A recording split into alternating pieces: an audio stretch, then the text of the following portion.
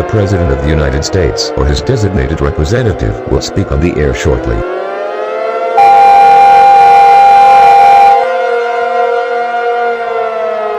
The following message I give it out to failure to because of myself, the United States government, and the Centers for Disease Control and Prevention.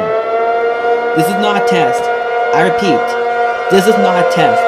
Our planet is slowly coming to a horrifying end. Many and numerous reports of an unknown virus has been spread rapidly in the entire world. This virus has been identified as the neon virus. This virus is not curable, but this neon virus can turn everyone in the world into zombies. It is believed that the neon virus will spread the entire world within the next 30 minutes.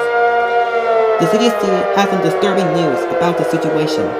It is confirmed that there will be no way to survive this catastrophic event. There is no reason to stay calm.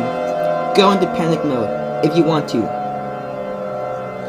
All residents in the United States and the rest of the world, if you are hearing this broadcast, please gather with your family members and friends to prepare for the end.